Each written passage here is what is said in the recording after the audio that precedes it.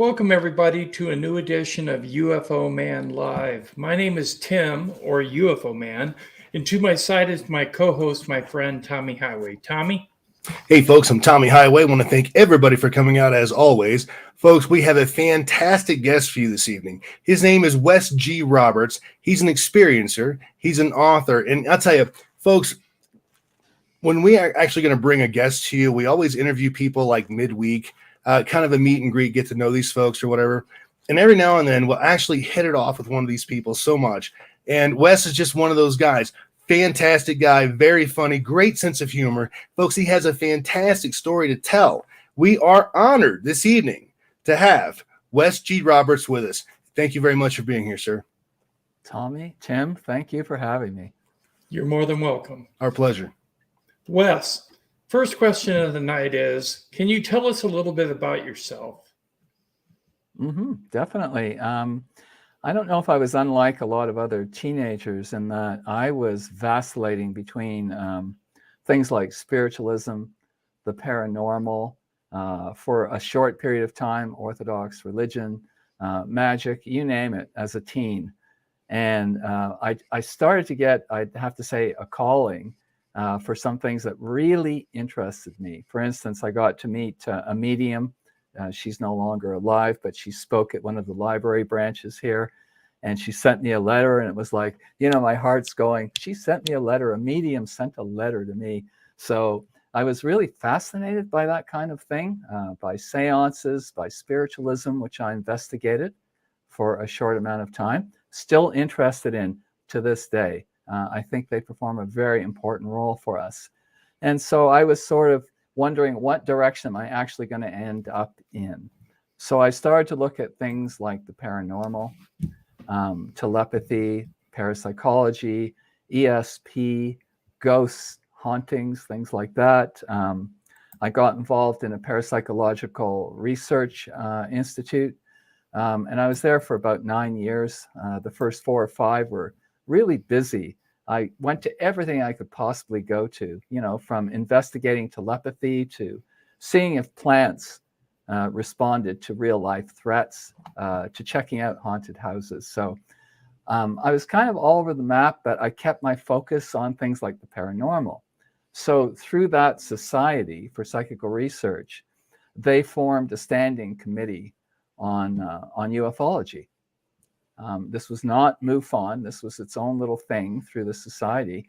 And I immediately became interested. And I'd have to say I was maybe 20 at the time. So I was really fascinated. And then that began to be a common calling card in my life as I began to look at cases of UFOs, speculation about UFOs, speculation about alien life forms, never thinking I would end up to be one of those people that's written about or talked about. I just didn't like the idea really at all. But it was always in the back of my mind, and then over the past couple of decades has been in the forefront of my mind. So that was kind of my experience when I was younger with ufology and the abduction phenomena beginning to form an interest in the back of my mind, but never really calling me. That last part, the abduction phenomena, actually creeped me out. Yeah, I understand that because a lot of people cannot wrap their mind around the idea of alien abduction. They just can't handle it. It's too much. Right, Tommy? Absolutely. And we've seen this time and time again. It's a very uncomfortable subject because what you're doing is you're taking a human being, especially, let's say, that lives in the civilized world, if you will, that have, civil rights, all that sort of thing. And all of a sudden, these creatures are coming in and absolutely taking these people's rights away from them. I mean, they don't have freedom of choice or freedom of will or anything like that. They're completely against their will. It's very much a kidnapping, just like it would be if someone were to grab you and throw you into a van. The only difference being is that the aliens are able to, at least to some degree, suppress the memory that these folks are having of a very, horrific experience, at least to them. But, obviously this is happening. This is not something that there are just too many people worldwide with a very similar story Okay, yeah, the details differ in a lot of Mhm. ways, but at the end of the day, there's more similarities, I think, to alien abduction stories than there are differences, and that tells us, I think, a lot about what's going on there, about that particular phenomenon. Yeah, a lot of people from different areas of the world are actually seeing the same beings as well. I mean, you can Mhm. go all the way to the tribal jungles of Africa, okay, to Midtown New York, and they're seeing the same thing. You can go back in time and look at the cave paintings and the Mhm. stone carvings and the things that the remnants of what history has left us, like the Incans, the Mayans, the Egyptians. The list goes on. And obviously, it's like we always say here on the channel: if you were, let's say, a Mayan, if you were one of those people, you lived back then. Well, if you lived to be 30 years old, you were a ripe old person. Okay, Mhm. most people didn't go that long, and you were always about that far away from starvation every minute of every day of your life.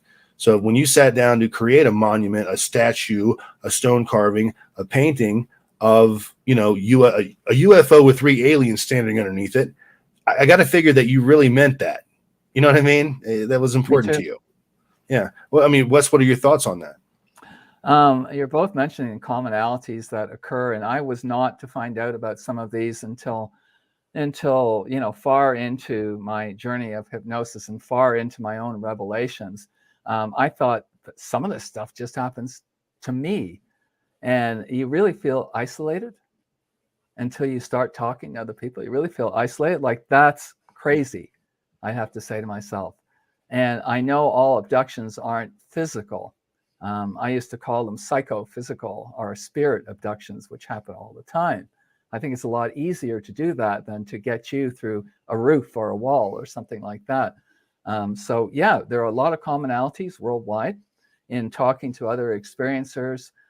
There are just these notes that are like harmony when you recognize them. I've actually heard that there are cases, many cases, of people having out of body experiences that actually are abduction events. Hmm. So that would verify your claim right there.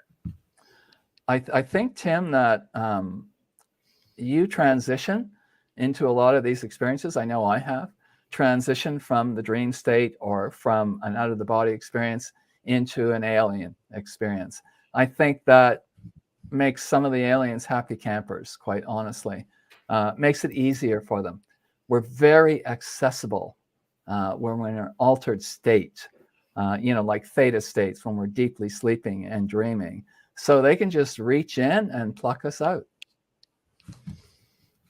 Okay, one of the things we're talking about tonight is Wes Roberts' new book, which happens to be called An Experiencer's Garden. Here it is. It's now available on Amazon. Um, Wes, what can you tell us about the Experiencer's Garden? What type of stories do you have in the book? So I was following up on my first book, which was called Intersections. Intersections contain some of my core experiences. Thank you for that. And I hadn't plumbed them fully, or I think I mentioned to the two of you, maybe I didn't, hadn't listened to all the recordings of my hypnosis sessions. I just would not. I, it's not that they're scary, maybe one or two, or maybe a half a dozen, but I couldn't bring myself to listen to them. So I only got so much out in the first book. And my hypnotherapist and friend, Leslie Mitchell Clark, um, co-wrote parts of the first book because I thought, and she thought, it'd be really cool if when I mentioned something I'd been through, if she would put her hypnotherapy hat on, and she's got a background in psychology as well, if she would put those hats on and analyze some of the stuff from her perspective. This is what he is saying, the client or Wes is saying, this is what I think about it. So to get to the second book, it was like, okay, I guess now I've got to crack open some of the transcripts, and I've got to start listening to some of the MP3s, and I've got to dig through journals. And so I had a stack of journals that I went through, and that's around the time for the second book when I discovered I've probably not just had 30, distinct experiences, more like 60 or 70 distinct experiences. Some of them are just tiny little scenarios, a few seconds, a scene fades in, a scene fades out. But the second book was an attempt to categorize, like, what kind of aliens have I been involved with? What do they look like? If I'm able to go to where they are, what do their homes look like? What do they feel like? What do they think like? And also different things like the interiors of crafts or meeting rooms, which weren't really meeting rooms, things like that. So the second book was my attempt to categorize the experiences, and also in the end of it to talk about the why me question. And that ended up taking up a third of the book. I think a lot of people ask, why me? If I was taken out of my house without permission, and that's the big key, without permission, in the middle of the night, I would be asking, why me? What do you think, Tommy? I think by all means, that's a very logical question to ask as a human being with emotions and feelings and all of that. You're looking at, there must be a great deal of fear associated with it, because, I mean, I can't imagine someone coming into my home, and I'm a well-protected guy, let's say. I can't imagine someone coming into my home and just abducting me against my will. That concept, I mean, I just can't get my mind around something like that. So when it's actually happening to these folks, not only just these people, but their family members, because many times abductions are, in fact, generational. We know that, from time and time again. Oh my goodness, it must be maddening. It must be, I can go to sleep tonight, and then I can wake up the next morning, and have been through some sort of a procedure, right? And there's nothing I can possibly do about it. And who do I call? Who do I call about it? There are actually support groups out there, aren't there? Well, Wes? sure, but I mean the average. I'm just talking about the average person waking up realizing that something happened. It takes a lot of research it takes a lot of courage, frankly, right off the bat, to be able to even entertain the fact that what just happened to you actually happened to you is actually reality. And then at that point, it takes a great deal of courage. In fact, a major leap of faith, I would think, to speak to anybody about that experience, to be able to come to be honest about that experience. Wes, what are your thoughts on that? You had this experience. I mean, what do you think about that theory? I got to a point, I think I mentioned to you gentlemen earlier in the week, I got to a point where I was getting frustrated because of what you just said, because I didn't have much say over any of this. I'm not often physically abducted. That happened more when I was a kid, but the rest of it has just been with me throughout my whole life. So I got very frustrated, temperamental, angry. I'm a college prof, so it was affecting my job, or at least I felt it was affecting my job. I was beginning to reach out to people and say, this isn't fair. You know that old line, it's the stupidest thing. I mean, why would I say that? But I began to reach out to people one at a time. That would have started with my ex-wife, and then some close friends. And then when I had to go for help, which was around 2010 or so, when I had to go for help, I actually couldn't reach anybody at first. And I don't think I've ever told that story. I tried MUFON. I tried some other groups. Nobody responded to me. Nobody got back to me. And I thought, what the heck? So I remember one night I picked up, not a telephone book, but I was Googling stuff. And I wasn't actually looking for a hypnotherapist, but I came across one. And it wasn't Leslie. So I got in touch with this person and I said, look, I think I'm at the point where I need to look into what's been happening to me. I've never done this before. Well, this person put me in touch with Leslie Mitchell-Clark. And so Leslie did her assessment, which is a really good idea. If you don't assess a potential client who makes these claims, the kind of claims I'm making, you might be in for a little trouble from the standpoint of your safety, among other things. So Leslie did her assessment of me, and we started our lengthy journey. But that's just speaking to Tommy and Tim, things that you were just saying. It gets to a point where it's like, I don't have any say over this. I can't. I was afraid to close my eyes night after night after night. Right, I can see that. I've had no waking memories of anything. I am pursuing a hypnotic regression um, direction with someone that I know who is getting trained in that area. But Tommy and I have both had significant UFO sightings. Tommy probably more so than me. I only saw 6 objects that were stationary in a horizontal line, but Tommy saw something very interesting, right, Tommy? Absolutely. Well, what I watched, the first experience that I watched a large alien spacecraft that was having some sort of mechanical problem that I thought was going to crash a couple of times, actually eventually be assisted by 2 smaller craft. And they sat there together and they repaired the big one and they all left together. And when I had that experience, and I'm standing in the middle of a country road in northern Iowa, my car's dead because these things killed the power on it.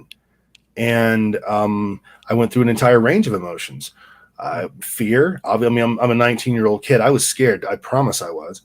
But fear and wonder, and then frankly anger, because the anger that came over me, I remember distinctly thinking, okay, so the United States government has had to have known about this all along. You have to understand, Wes, that I grew up very near 20 minutes away from Wright-Patterson Air Force Base as a kid. Okay. And yeah, and the anger factor for me, I'm like, why would they keep this from us? And then I had another experience a few years later, but I mean, it became obvious that we're not alone, and the denial, if we continue, most people can actually deal with living in denial with this subject. Okay, they're prepared to live in denial because the United States government has been denying it for decades.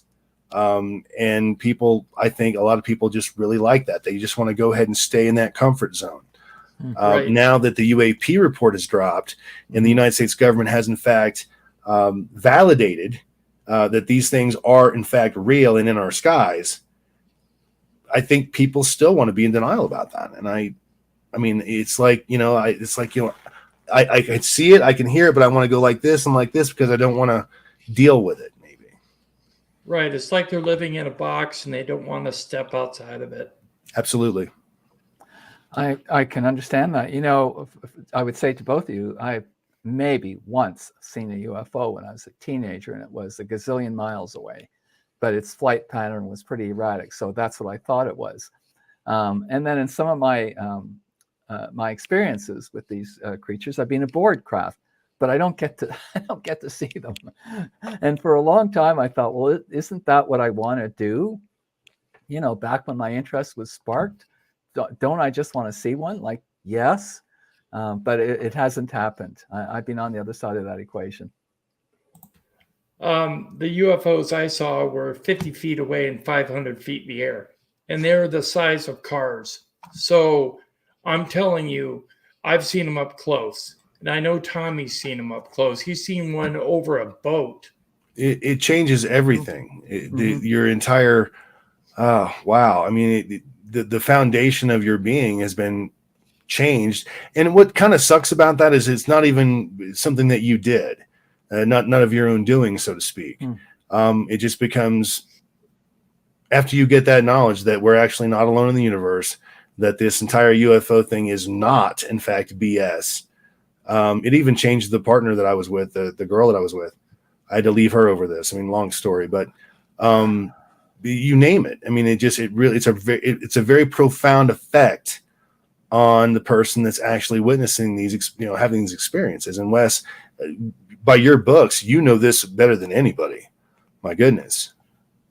I guess I know it from just the vast nature of things I've been through. Again, I would emphasize most of them positive. So if anyone's in your audience tonight thinking, who can I tell, or should I take that first step? Yeah, take it.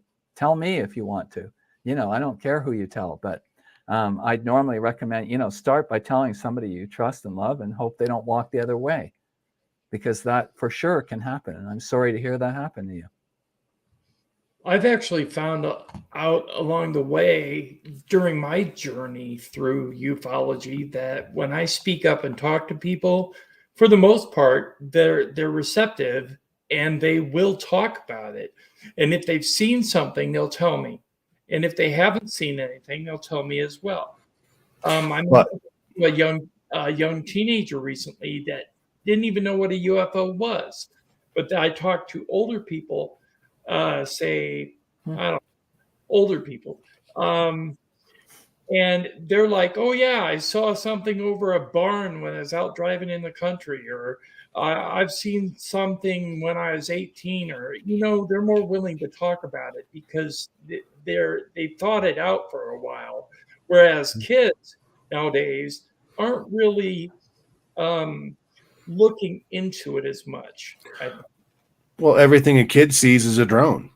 I mean, everything this last generation, oh, that's a neat drone. That's a neat drone. And you see this and hear this a lot more often because these people certain people are just programmed not to be able to open their minds and not to be able to deal with the experience that they are not the top of the food chain in the galaxy or the universe, frankly. I like the way you put that. It's so true. And they're just not there. They're just incapable of actually to taking that to that leap of what if. And see, that's a limited mind. That's when you can't go to what if, not, okay, maybe it's impossible, but try to dream it up anyway. And those are the kinds of people right there that have really been such a hindrance on ufology for decades. It's just the narrow-minded fools, frankly. I've We gotten a got lot a of. I'm sorry, please, Tim. We have a comment from the chat room that says, "I have both of your books, Wes. I enjoyed reading them." That's Lisa Savoy. Hi, Lisa. I know that she has written books as well, at least one. I think it was published or is in the process of being published. So, It hi, has Lisa. already been released, and we're going to interview her in March. Oh, excellent. I love it when people feel that they have the courage or the wherewithal to step forward. I mean, if you look through my books, the sketches are god awful. I mean, these are just little sketches I made. It's like a little 5-year-old. I'm making my sketches of what I saw. But I think if I have any power at all, it's in words, not so much in sketches. So if a person takes those first steps, good on them. Elizabeth Miles in the chat says, "The largest craft that I have ever seen was the size of 4 aircraft carriers. Cool. I had a U.S. Marines pilot with me at the time. He was in shock, but I was excited." I don't want to say to die for it, but yes, I would love to have seen something like that. I mean, I'm thinking back. I know it was just a TV series, a miniseries, the series V. Yeah. But stuff like that really interests me. I thought, and to speak to what you were just saying. Hi, Lisa. To speak to what you were just saying, I've gone through life with people saying to me, skeptics saying to me, "Well, that's not true. It couldn't be true." And so I've countered in the past few years. And my position is now, what if it were true? Can you suspend disbelief for a moment? Can you go through the process of eliminating other things it might be? What if it's not any of those other things? Free your mind, your ass will follow. I like that. Richard Pryor. Thank you very much. Right. Absolutely. It's the truth.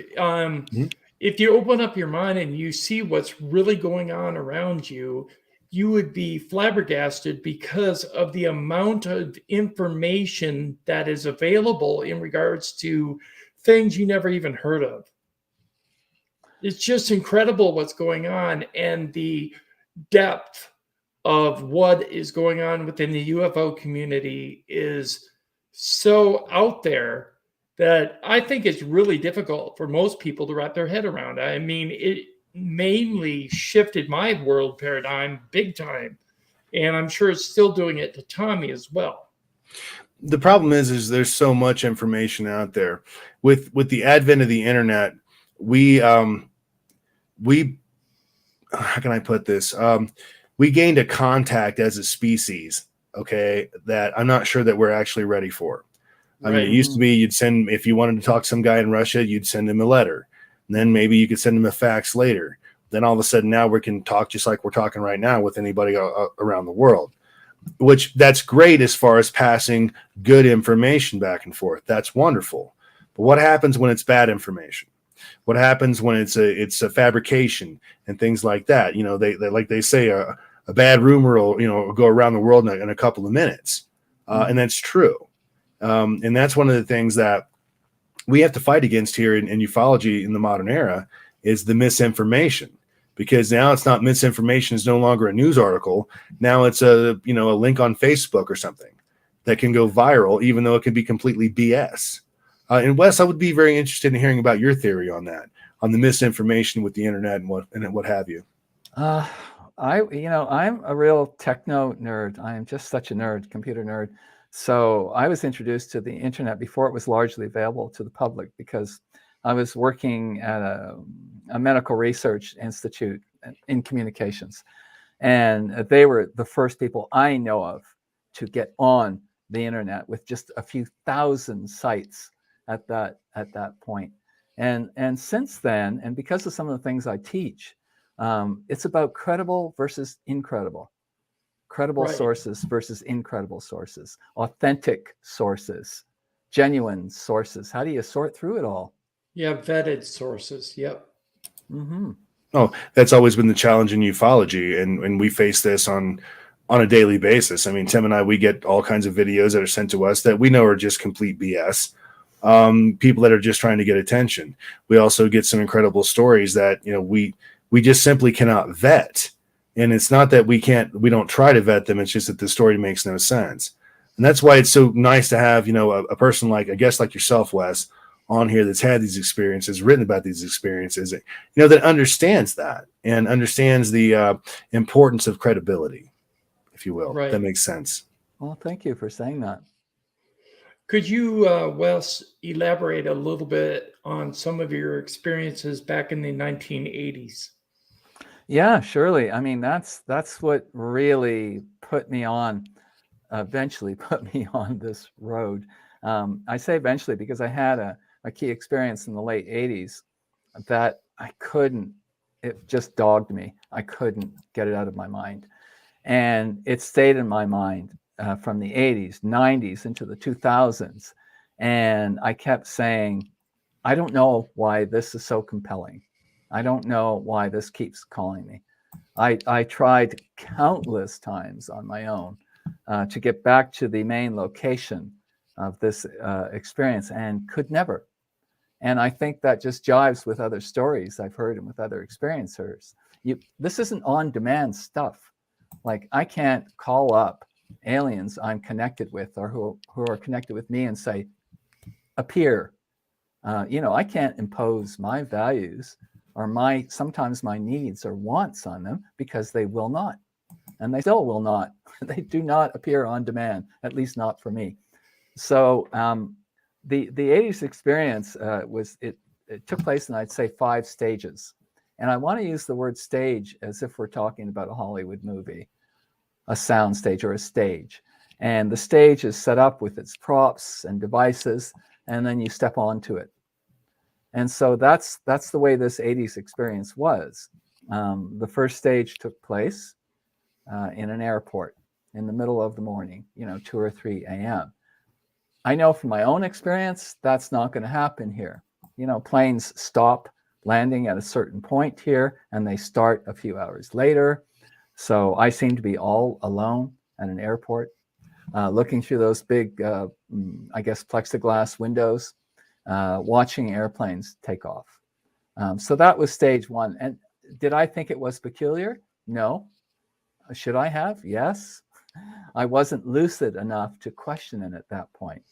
Right. And I think I'd like to, and I see you shaking your head there, Tommy. I think I'd like to throw out the lucidity factor. It's not always there. Right. I don't always have it. I don't know about all other experiencers, but I only have it at times. So I'm watching planes take off, and I thought, okay, that's interesting. I'm standing in the dark. The lights aren't even on. And I saw a plane burst into flames. And so I was shocked, and I was looking around me, and there was nobody until I noticed a being of some kind to my left. I didn't really get a good look at it. It was the only other thing there. And I was imploring it to help, that we needed to do something to help. So that was stage one. It was like, okay, that could be maybe described as a nightmare. I don't know. The next moment, there was a short period of blackness, and I'm going to guess that you've both spoken, Tim, to people where there was a blackout of some kind. Yeah, actually, I had an incident where that happened. I had a hooded, black robed figure Yeah, in my house. So no doubt about it. Blackouts, missing time, things of that nature are very synonymous with alien abduction, or really alien experience of any kind. And that's just one of those things that's almost baked in the cake, really, if you will. Mm-hmm. yeah, I've heard of people having blackouts. Yep. So that could be a mini incident of missing time, as Ben Hopkins would have called it, or something like that. And Tim, I've got to get back, if I got a chance to get back and talk about hooded figures. My goodness, this just triggered something that I'd come to remember in later years. So the next moment, I was on the aircraft, and I was in one of the washrooms. And I mean, anybody that's flown recognizes the hissing sounds in an airplane, the recirculated air, the turbines, the engines. You know, you get used to the sounds of a plane, almost like white noise, I'd have to say. Right. So I was in the rear washroom, and obviously this plane was going down. That was the plane that burst into flames. I couldn't hear any other passengers. I reached out. I was living with a woman at that period in my life. And I reached out to her, knowing that she was sleeping beside me in her bed, in our bed. I reached out to her to touch her mind and say, "This is it. I'm done." No explanation like why, how'd I get on the plane and all that kind of stuff. I don't know. But I reached out, and I felt I touched her mind. And this to me was like real time. And then a few seconds later, bam, I guess the plane had crashed, or what the prop that was the plane had crashed. There was another period of blackness. Following that period of blackness, it's like the lights went on in a soundstage. Again, I have to use that terminology. And I see these two doors, and it's like, well, you're supposed to walk through those doors. Okay, I walked through them. And it was a very unremarkable place I found myself in, though it was pristine. Try to picture a condominium or an apartment where everything's perfect, like perfect. Nothing's out of place. No junk laying around like there is in my apartment right now. This kind of thing. It was perfect. Perfect couch, perfect windows, perfect hallway. The bed was made because I went back and forth down the hallway several times to look at this place, feeling at one point that I was under observation. And I think really, Tim and Tommy, I'd say that's the end game in a lot of the experiences I've been through, is to be under observation. Mm-hmm. To see how I would react and respond to certain things. So I still to this day don't know what some of the things mean. I revisited this incident through hypnosis, because this was a consciously recalled incident, I have to tell you. This was 20 years before hypnosis. So I remembered this on my own in the morning. So I revisited in hypnosis and got no more information. And I forget if it was you, Tommy, or you, Tim, that talked about the ability to suppress memories. I don't know how they do it, but I've not been able to break through parts of this still. So the parts that are really curious is that there were a couple of photo albums in the hallway, one in the bedroom, that had photographs of me, in quotes, and my family. Didn't look like me, didn't look like my family. But apparently I recognized that guy, and I recognized the people in those photographs. And I went back and looked at them again, like my sister, who was not my sister, and a bunch of others. And so I'm traveling back and forth through this apartment. And the funniest little thing, and interrupt me if you need to, it's a bit of a long story, okay? Okay. Funniest little thing is there was, of all things, a black rotary phone on the counter. a black rotary phone on the counter, and a little black book. And I do have my theories about why they were there. So I tried to be like E.T. I tried to phone home, but I couldn't remember my phone number. And nobody in the little black book looked familiar to me.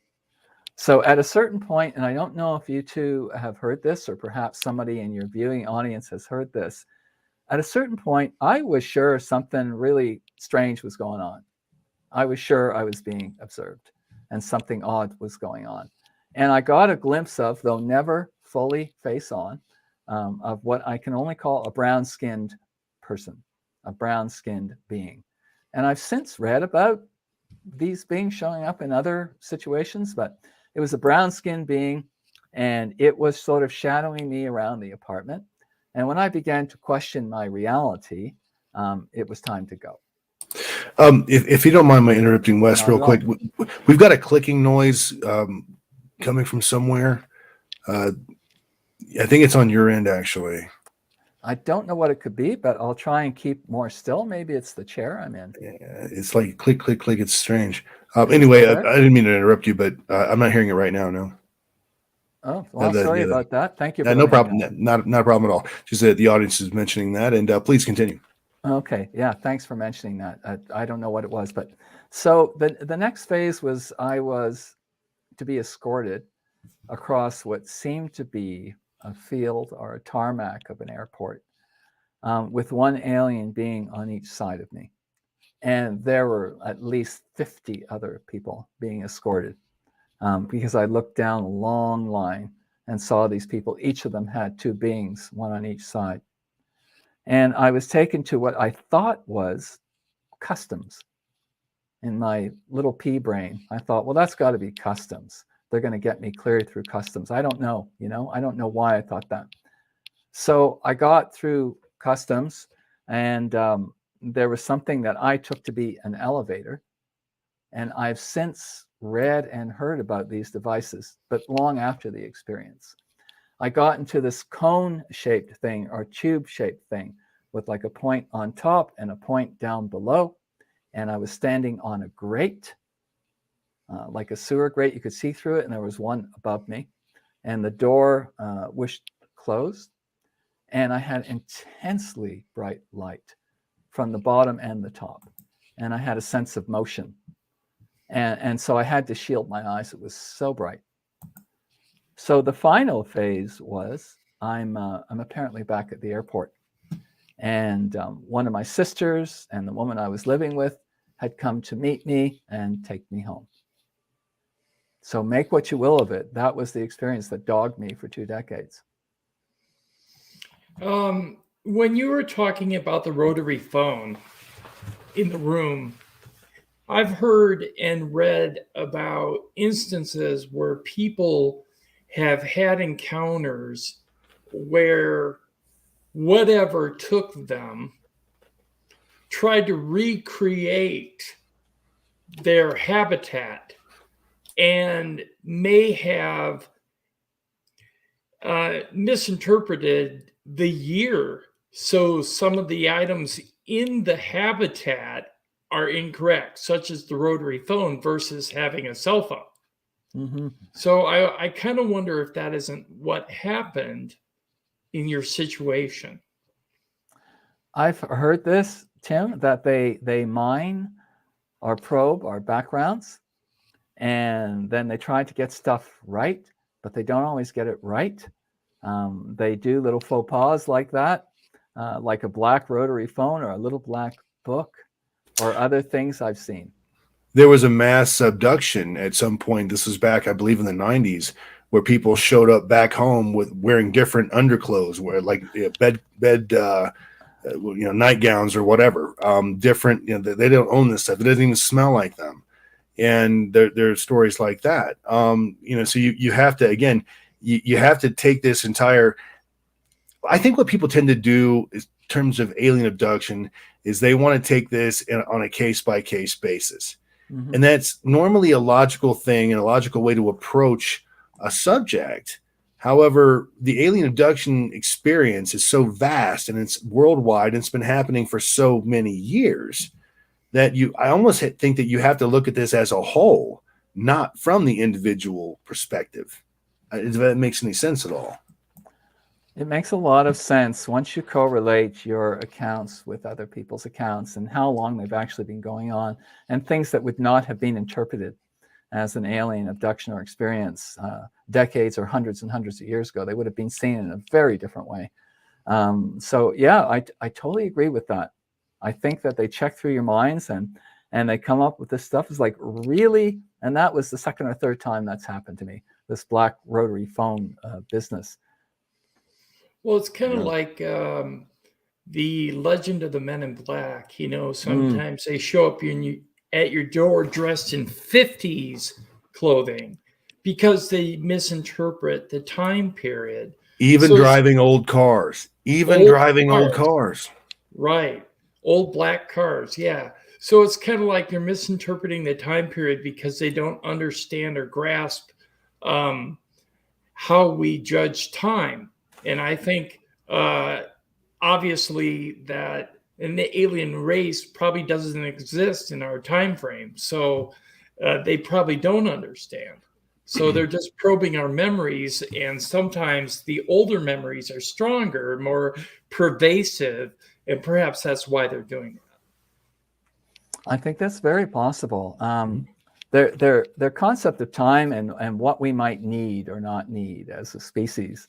I don't sleep well anyway. I'm an insomniac. I don't know if other experiencers are. I am. But back when I was really at my most frustrated period, I was living with my wife at the time, and she'd be up watching late night TV and movies and stuff, and I'd be in the bedroom afraid to close my eyes.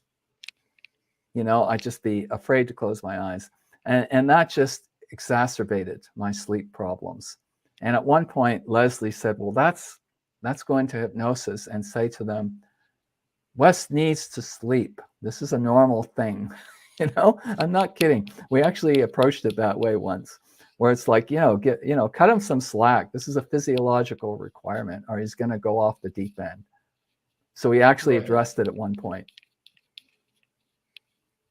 Yeah, closing your eyes. That seems to me like you're feeling a loss of control when you close your eyes. Yeah. And we have no control over the phenomena. I mean, no one does. I mean, Nobody. how do you prevent someone from coming through your wall, and taking you out of your house? There have been former military people that are abductees, and they have actually set up tripwires and traps and things in their homes to try to trip these aliens up, and they've never been able to do it. And that was just something that someone confessed to me here recently, and it makes all the sense in the world. This guy's a Green Beret. He's like, "Look, I know how to booby trap a house, and I know that they're taking my daughter and my wife, but I can't prove it, and I can't catch them doing it because they're probably ready for that, I would think." Wes? Yeah, it's a feeling of helplessness. At least that's what I went through. And, to again say that a lot of my experiences were uplifting, which they were, that doesn't make any difference when you feel like you're being pulled away. It really doesn't make any difference when you feel like you're going to close your eyes and they're going to come get you. Your personal liberties. Paranoid. Your personal liberties are gone at that point. You don't have personal liberties. And that's the one thing that, at least in this country, that, we pride ourselves on having. We have that level of control, and all of a sudden we don't. Mm-hmm. Now that's scary. Wes, what I wanted to continue with is, can you tell us if you're having any continuing contact or episodes with these creatures currently? So the short answer is yes, and I can give you a slightly longer answer. I'd say easily once a month. Something happens, I'll fall asleep and I'll have a really highly unusual experience. And I'll do the usual drill. And my usual drill is, was it a dream? If it wasn't a dream, why was it not a dream? Was it a lucid dream? Was it a hallucination? Was it an out-of-the-body experience? Which, we're verging on merging things at that point. But I go through my usual drill. And if it wasn't any of those things, it probably was the real deal. So the experiences I have are just short little contacts with beings in the room. At least that's what it feels like. And I know that when I underwent hypnosis, and just for your viewing audience, I'll tell them that I went through 5 years of hypnosis, so approximately 35 sessions. And when I was going through that, Leslie and I discovered that periodically, once you advance to a certain stage, or I don't know if you call it evolve to a certain stage, or once you get the hang of it in part, they'll take you into their confidence in that they'll hold a meeting. And the meeting will be in some kind of a meeting room, like a chamber. There will usually be alien beings there. Sometimes, sadly, it looks like there are military people there. That doesn't happen to me a lot, but 3 or 4 times maybe. And they'll sit me down, and I can feel them probing me. None of them speaks with their mouths. I don't know if you've heard that from others. None of them speak. They just probe. And I've been asked about 3 times over the years, starting in my teens, if I was okay with what was happening and if I was ready for the next steps.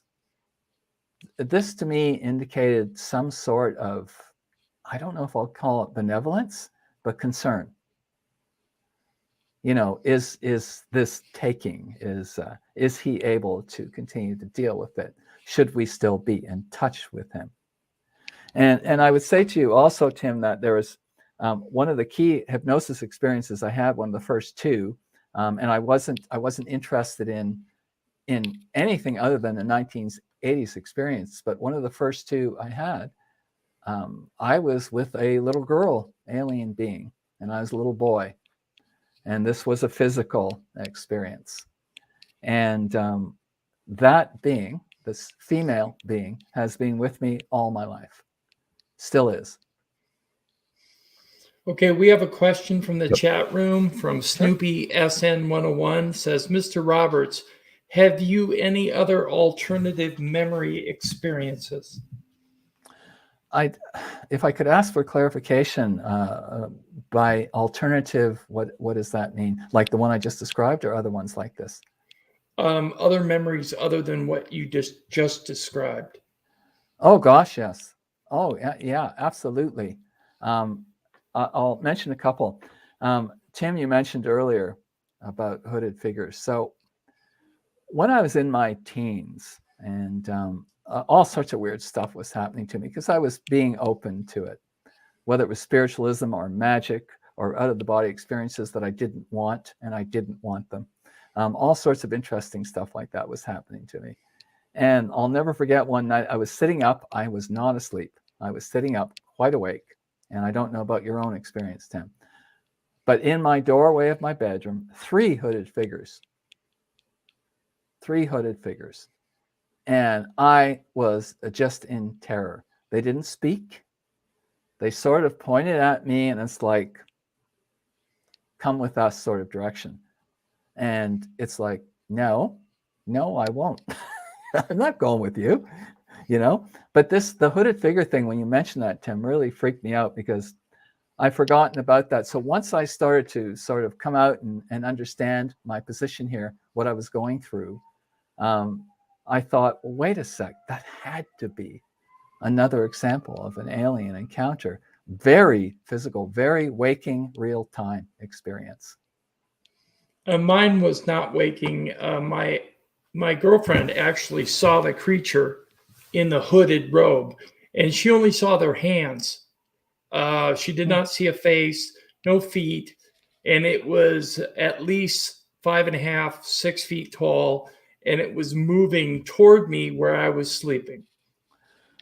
That's really spooky. I don't know how you felt. I know how I felt. I didn't know what they were, actually. I didn't know what the point was. And quite honestly, Tim and Tommy, I think part of the point back then was wake up, man. Realize that you're playing a role here, or you could be playing a role here. A lot of it's been passive. I'm not going to call myself a victim, but there wasn't much I could do about most of my experiences. Well, And they that are started to passive. evolve. Go You know, ahead. they are Tom. they're generally very passive. I mean, Yeah. because you're paralyzed, you're incapacitated, something like that, where you don't really have, again, free will, which is something that most of us are have a real hard time with as human beings. So it's one of those things that there's so much smoke around this, as there's obviously fire. There have been too many people out there, too many credible people out there, like yourself, sir, that have been they've gone through the hypnotic process, regression therapy, the whole nine yards. And again, everybody's telling a very similar story here. You can't make up a mass lie like that. You just can't do it. So that must mean if you cannot create a falsehood of planetary magnitude, then that must mean that there's something there, which, again, people are very embarrassed by it. People have been devastated by it. It's ruined people's lives in many different ways. That's unfortunate. But at least I think in the modern era, as we continue to move along, especially after the UAP report, I think people are going to be a lot more, at least I hope that people will be a lot more forthcoming about their experiences. That being said, folks, we have a fantastic, and I'm telling you, Tim has put together a doozy of a UFO review video, and we'd love to go ahead and present that to you. And then once we're finished with that, we'll go ahead and we'll discuss it, and then we'll get right on back to Wes, and we'll get his final thoughts. Fantastic. Okay, so we'll take a break from Wes, and we'll play the UFO video review. And Wes, feel free to comment. Absolutely, please do. Thank you.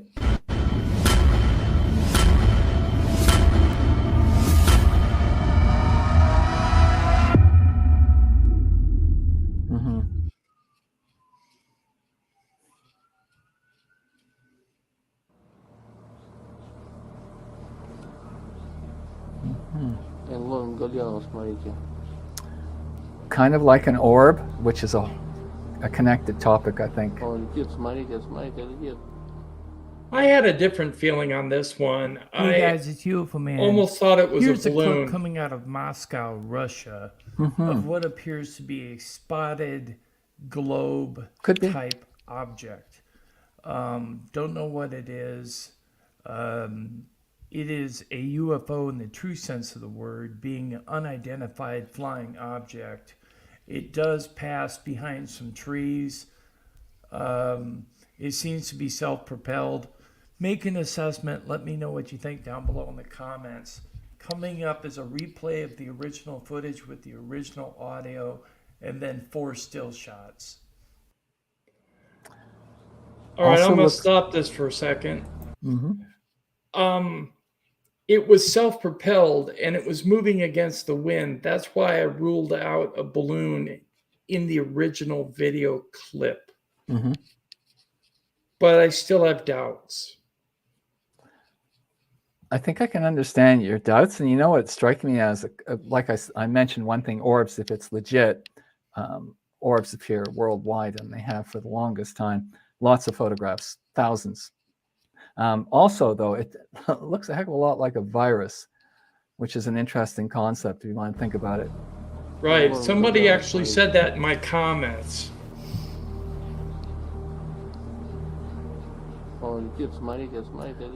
Its movement's pretty erratic, so that's interesting.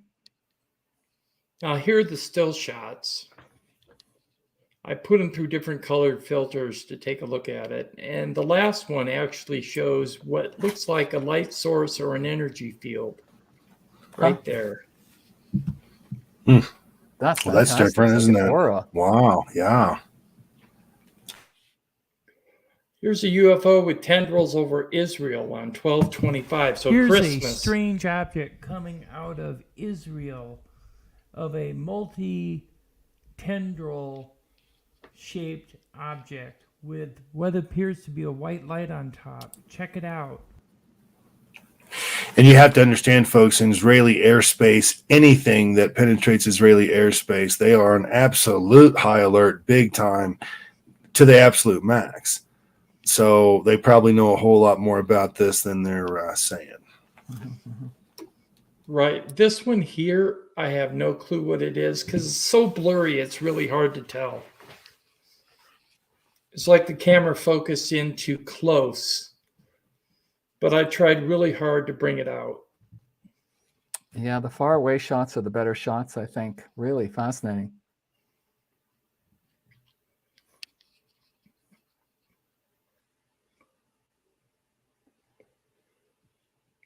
The only thing that occurs to me is not elegant in terms of its design. I know that some people talk about if we were to fake UFOs, which probably we have, they're pretty clunky, nuts and bolts, that kind of thing. Mm-hmm. Well, here was flying at 40,000 feet in an Airbus A320 over Georgia. As I was filming, an aircraft flew over us. I noticed a boomerang object appear. Nothing was reported to the FAA or ATC. We reported it to MUFON. There goes a plane by the boomerang.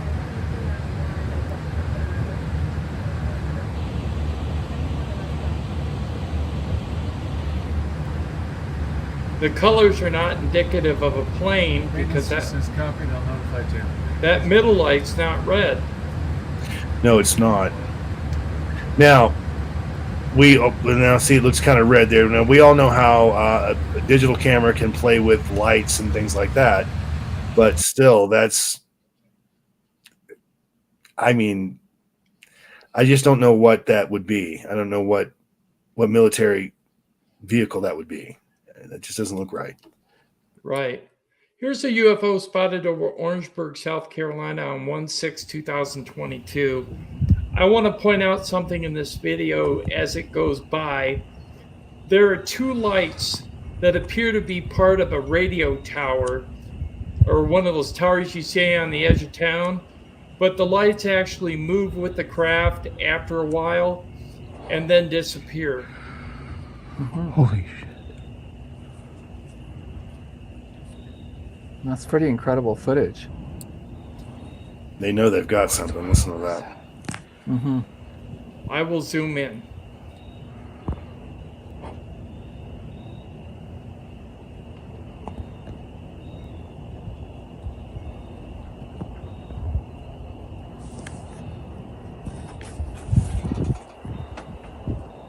It reminds me of a friend, Leslie and I know, we call him like a UFO magnet. He's got tons of footage. Every other week he looks up in the sky and there'll be something there. Hey, Tim, they know you. Wow, they friends of yours, buddy? You never know.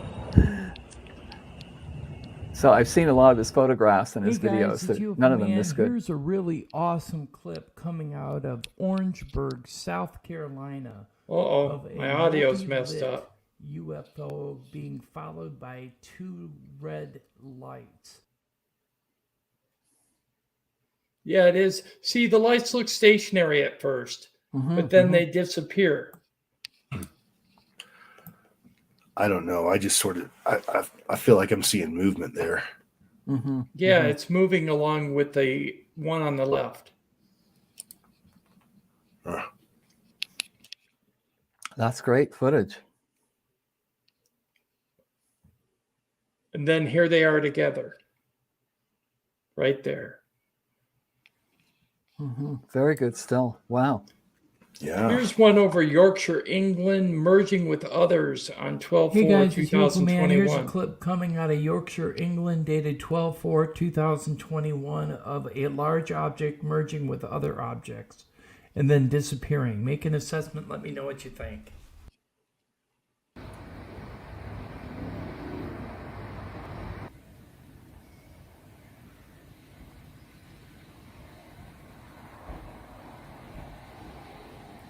That is pretty stunning, and I bet we've all seen one object split into several as well. Sure. Right. Here are That's some pretty still stunning. shots. They just got right together and bonded, didn't they? Look at that. One thing, one entity, perhaps. Right. Oh, we're not above the theory of interstellar animals on this channel. Just, Right. just saying. One wonders, yeah. Yeah.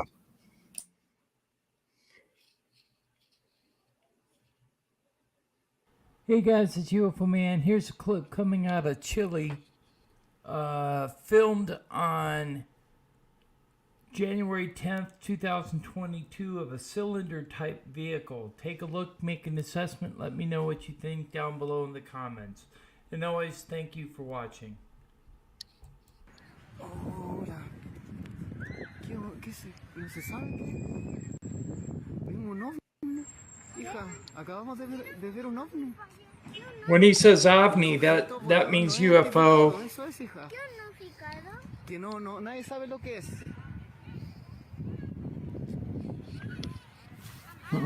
That's pretty spectacular. And look at it prospectively with the lamps, the trees, everything else. My. These are the kind of videos that we like because they have some context to them. We can actually judge their size by other objects around. You know what I mean? And that's like the best. Right, a frame of reference. Yep. Yeah, very good.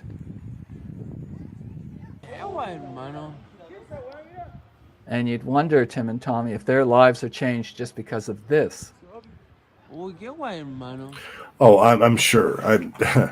Watch that thing. Look at that. Mm-hmm. Drones don't do that. That's not no. Unless that's sped up or something. That's. It's also not Starlink because it's too low in the atmosphere. Yeah. And I have done some blow-ups.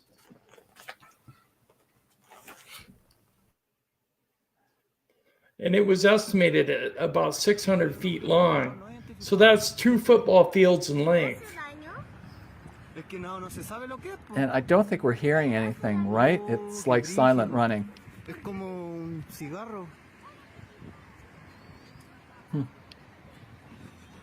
That's great footage.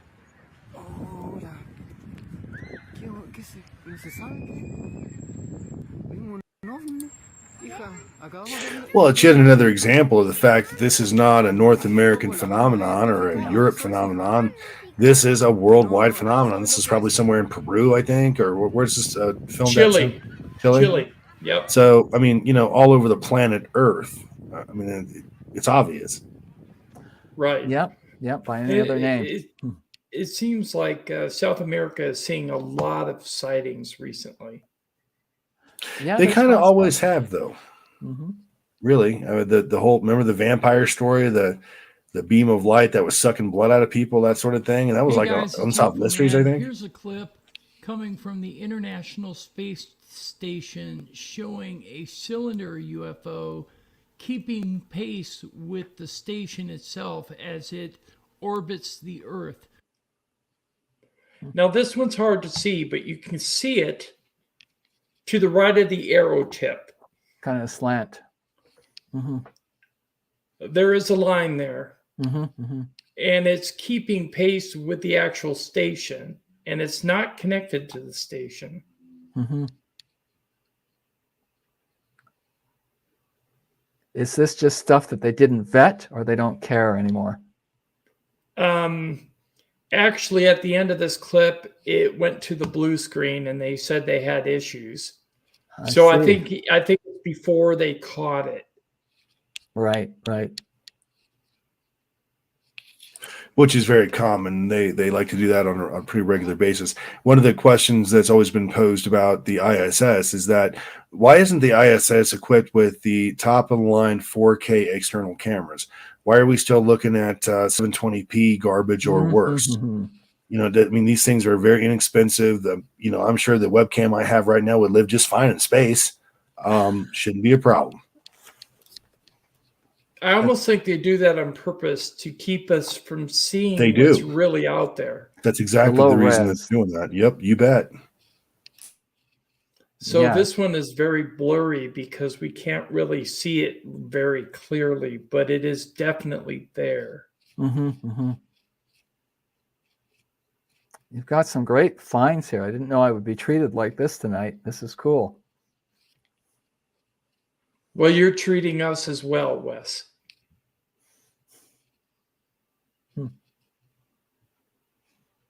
That's pretty stunning.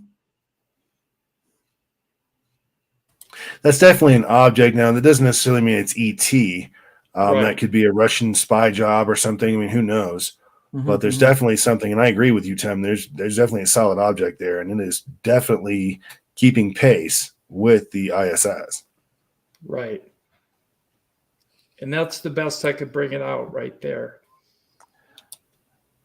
Here are 4 bright objects traveling in a shifting formation over Mexico. Hey guys, it's UFO Man. Here's a clip coming out of Mexico of 4 objects traveling to the northwest at a high rate of speed. Filmed on 1/12/2022. No sound. They start in like an arc, curved arch, and then they form a triangle and keep on moving. Then they spread apart. I don't know what they are. They don't have navigation lights on them. So I don't know if they're drones, but according to the witness, there was no sound. And they are obviously moving. I mean, they're moving. Yeah, because the lights behind them are actually stars. Yeah. Oh. That's we're looking at probably, in my opinion, 4 independent objects, and they are absolutely, I mean, they've got to be probably in orbit, moving that fast. Yes. Going way beyond the speed of anything we have. And you realize that no sound was noted because they were so high up. But in some cases, when you see a jet really high up, you can still hear it. Yeah.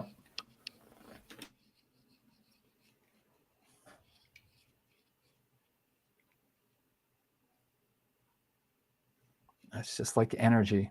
Here's a comparison to 2-cylinder UFOs, one over Cottage Grove, Minnesota on the left, and one over the ESETI Ranch in Washington State on the right. What's interesting is the tail end of it on the left-hand side has like a knob, like a segmented section. Both of them are identical. And they were filmed at 2 different dates in 2 different places.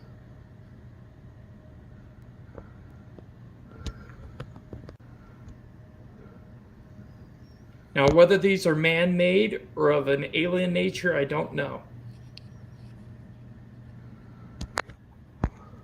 But they are identical. Now, the one from Cottage Grove is from one of our favorite trucker ufologists by the name of Game Vet. And ESETI Ranch is near Mount Adams in Washington. He's actually our second favorite trucker ufologist, my father being the first. That would be Tom Interstate. Okay, gotcha.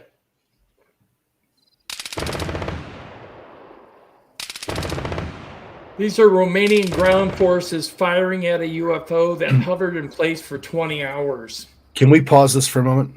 Yes.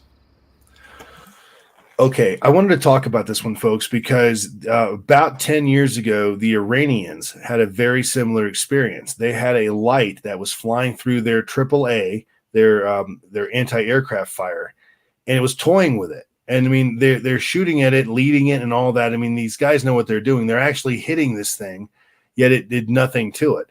And here we go again 10 years later with a very similar looking object, another military firing the weapons at it, and it appears to have no effect whatsoever. Yeah, it just blinks out. But the fact is that they're shooting at it. Why didn't they just let it be after 20 hours? That's the question I have. At what point do they think it's a threat? Right. Well, the Romanians are probably thinking it's Russian technology or something like that after what's going on in that region of the world right now. And again, this just happened, guys. This is a brand new sighting, a brand new experience. On the 17th. 17th. That's really dramatic footage, isn't it? Yeah, it's amazing. And you can see it just blink out. Now, these are some close-ups. You can see kind of a field around it right there. Mm-hmm. Mm-hmm. You'd wonder if that's a force field, not being too sci-fi-ish, but it does look like it. Right. Well, I mean, we know that they can traverse space without a problem, go through in and out of the atmosphere just like that. We also know that they can dive into the ocean. Right there, it So- blinked out. So what leads us to believe that a bullet is actually going to affect this thing if it can do all that? Okay, here's a structured object with 5 lights seen over Scottsdale, Arizona. Now, when I originally looked at this, I didn't see a structure until I brightened it up a little bit, and then you can. So here we go.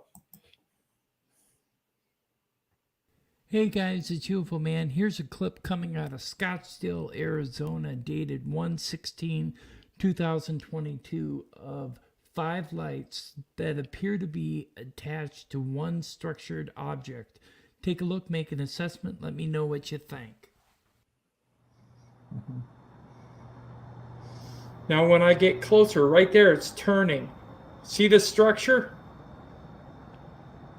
between the lights? Yes, I do. Yep. Triangular Now- looking, isn't it? Almost dart shaped. And what I'm wondering is it man-made or otherwise? I don't know. But I'm going to change the color filter here so you can see that structure better. Here I have slowed down the footage by 0.50x. Take a look, make an assessment, let me know what you think. Coming up are 3 still shots.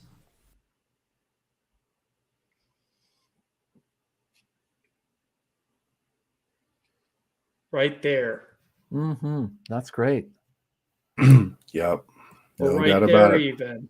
There is a structure there. I don't Sure know what is. it is, but I think it's one object and not 5 lights. I agree with you.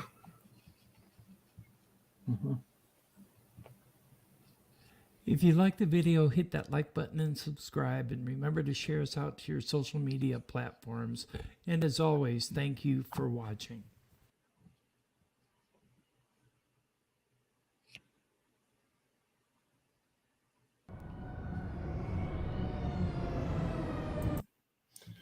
So thank you very much for watching our UFO Man video review for the 22nd of January 2022.